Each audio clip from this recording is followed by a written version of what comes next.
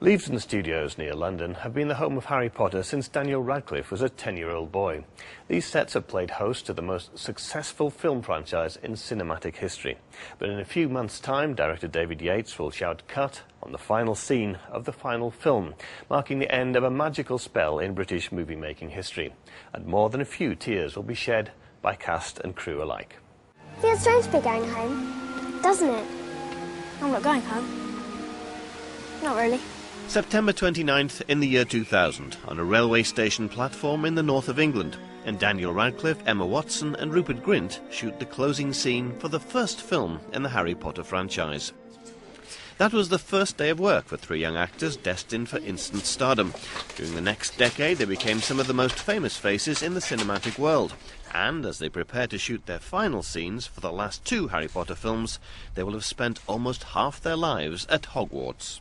It was quite a weird experience. It was nothing really kind of prepared me for it. I didn't know what it was going to be like, because obviously I'd never done anything like it before. It was just kind of school plays and stuff, and to actually be on the set was kind of quite an experience, because there's so many people and it was quite overwhelming. But yeah, I loved it. I fell in love with Okay. Shut it! And then everyone goes, vroom. It was very weird. I mean, I'd done nothing before, so it was I literally didn't know what action or cut meant or what cameras rolling was or anything, so it was very much in at the deep end. But I think I was just completely in awe with it. I was 9 years old, and nothing seemed to be anything I could relate to or had seen before. It was amazing. I'll never forget walking through those amazing doors for the first time, as we have done many times since. Yeah, it's kind of cool. And I also remember auditioning here. One of the crazy thing about the audition was that my very, very first audition, when they had thousands of kids in day out, my very first lineup, Emma Watson was standing next to me, and we did it together. And I came back 2 weeks, and she had been cast. Not a day goes by where I don't, marvel at how fortunate I am to be a part of it.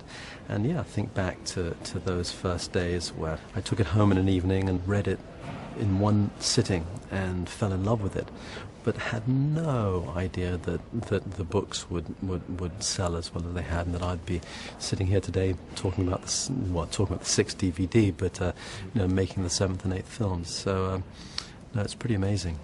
Rolling forward then to the last day when David Yates shouts cut for the final time, what are the scenes going to be like here, do you think? You made that very vivid for me, actually. Then that was really nicely put.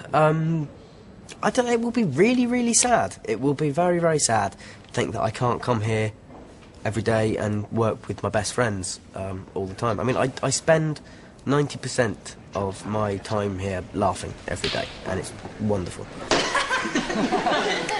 It's going to be quite a moment, I think, because I mean it's been my whole kind of childhood really in this place, and it's definitely going to be quite sad. But I think 7's enough, really. I think I'm ready to kind of move on and kind of get out into the real world and see what it's like. It's what we know, it's what we're used to. So it's going to be really surreal, but luckily it's going to always be on the telly, it's always going to be reminded of us, and it's something what I'm so proud of being a part of. And do you foresee a time when the two of you might be auditioning against each other for the same role? I don't think we'll ever audition each like this. I mean, it has cropped up on the things that we've done, but it's more the fact that if we kind of weigh up between us completely professionally who would be better at this part, because if we both go for the part, then we're kind of cancelling each other out at the same time. So I'd like to think that won't come up, but I don't know if like a dream part comes up for both of us, maybe. I think it's a sense of sadness. It's like, I think it's even more than, that sense when you finish school. I think it's even kind of more emotional than that, because it's been so much more part of our lives than school is. It's kind of, I don't know, it's just finishing a whole chapter of your life. It's kind of closing that sort of childhood stage, I guess. Who's the Half-Blood Prince? Who? That's what it says right here. This book is property of the Half-Blood Prince. Tears will be shed, I'm sure tears will be shed. Tears of joy and tears of, leaving it all behind as well. So it's a mixture of emotions. I know we're all very excited to see what's going to happen afterwards and, where we're all going to go, as we all are. But saying that, I think most of us right now are just trying to appreciate the time that we have left on this. certainly until that fateful cut. It looks a bit better. Oh my God. It will be sad, but equally it's very exciting to not have to then, if a fantastic script comes in, to not have to say, sorry, I'm not available for another 3 years, can you wait? No, we can't. So it'll be very exciting to be able to go on to other stuff and new opportunities, hopefully. You have no choice. You must not fail. It's over.